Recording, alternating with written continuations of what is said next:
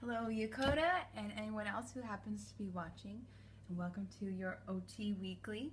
Today we are in my house. We are going to do a fun baking activity for some of our older friends and younger friends. Everyone can get involved in this. There are a lot of different ways to make it easier. I do recommend taking off any sort of rings. I've already washed my hands, and I encourage you to take a moment to do so yourself, especially in this environment. So today we're going to make some 3-ingredient banana cookies. So you can add other things like peanut butter or nuts or anything that you kind of like you want to put in there. It will be great depending on what your tastes are. We're going to start by getting our ingredients. So what you need to do is have everybody go get something. So first you need some rolled oats or regular oats, oatmeal, whatever you have. Some chocolate chips. Now I am lactose intolerant, so these are dairy free, so you can make these easily, very vegan. Yeah. And then you'll need some bananas. I also have my measuring cup, and I have a bowl to mix it all in, a pan, and we are going to use our hands to mix it. So make sure I don't have any hair ties on it. No rings, that's all gone. So we're going to start by putting in our oats because the bananas are kind of a little bit more fun after that. So something I like to do is we need 2 cups of oats. So instead of just pointing to that 2 when you're having everyone get involved, usually it's helpful to put something like if you have a washable marker, a dry erase, or a piece of tape, something like that would be great. I usually like to put a mark so it's very clear. So I've put a green rhinestone. You work with what you've got on the 2. So then usually I like something a little bit bigger that you can follow. We'll put in our oats. So step 1 there. Open up your oats and let's pour it in. We'll find the line. Get it all the way up there. And let's see if we did it. Shake it out. A little bit more. A little bit more.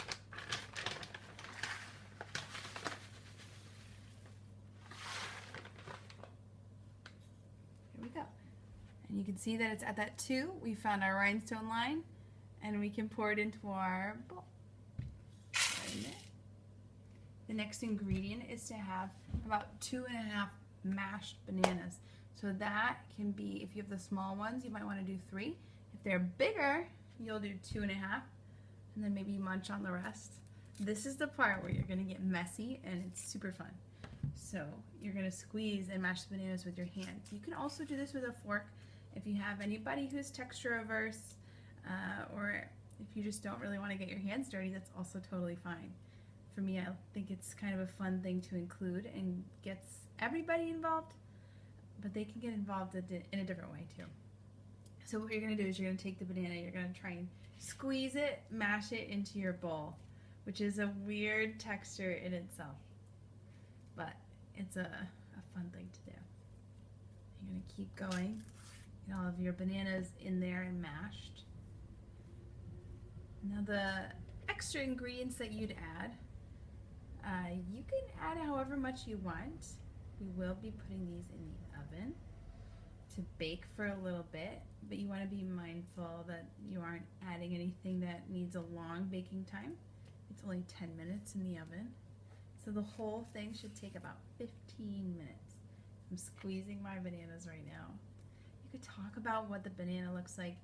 Okay, it's a light yellow, it is soft, that way you're incorporating speech into it, especially for our folks who are working with speech as well, which is a lot of us. So that's great. You can also add salt, cinnamon, whatever you want to taste. Probably add a little cinnamon because that's my favorite. All right. Now the chocolate chips, eyeball this. And that means that you can put as much as you want. So I'm gonna get that all in there. I like chocolate. And then this is the best part. If you've got sleeves, roll them up. We're gonna mix it with our hands, get it all together.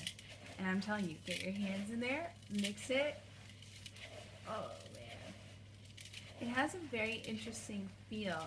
So if that's too much, again, know that you can always back off and go get some spoons, some forks, whatever. You want to make sure that your banana is all the way mixed in and that your oats have something to stick to.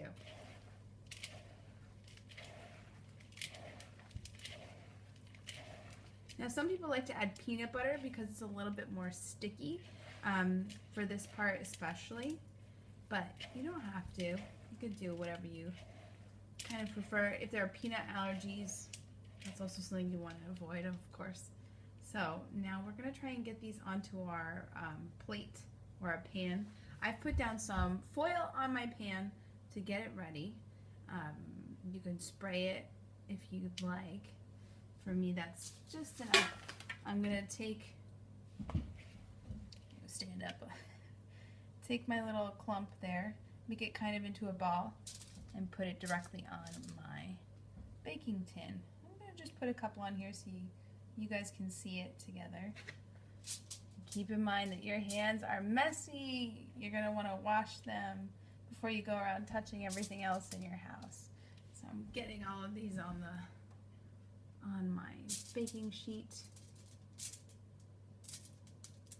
They definitely need some banana to hold them together, otherwise the oats will not stay. The chocolate definitely helps when it melts as well to hold it all in one group, if you will. These on there. I'm just placing them on my bin. While my hands are dirty, I'm not going to turn the camera, but I will afterwards. I've got them nice and evenly spaced on here. I'm going to make sure they're all good size. You can use a spoon if you'd like here. As I mentioned, I'm going to go rinse my hands at the sink so that I can do all the rest of the things that I like to do. And again, welcome into my home. You are all welcome here anytime. Just rinsing my hands off so I can show you the pan. Here we go. So it looks like this. You're going to put it in the oven. It's about 10 minutes depending on the type of stove you have. I know for those of us in Japan, the Fahrenheit is not the right degrees, so I usually estimate to about 150 and then let it heat for 10 minutes. While you're doing that, have everybody kind of sit down and maybe play a game. So when you're putting it in the oven, again, this is one where you can have everybody get involved. I'll turn you towards my oven. Maybe move my chairs out of the way.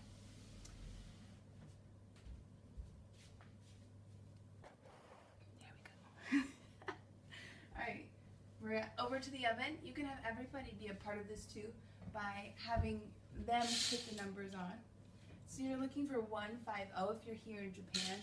If you're doing this anywhere else, you're going to try and do it at 350. Depends on the heat. Mine's really hot. So I'm going to close my door. I've put in my cookies. Close my door. I go through the functions to make it start. Make it at 150. I'll set the timer for 10 minutes and press start. Now my oven doesn't have a preheat option, but if yours does, you can definitely do that. So now we've got about 10 minutes to wait until they're ready, and you can set up another tray if you'd like.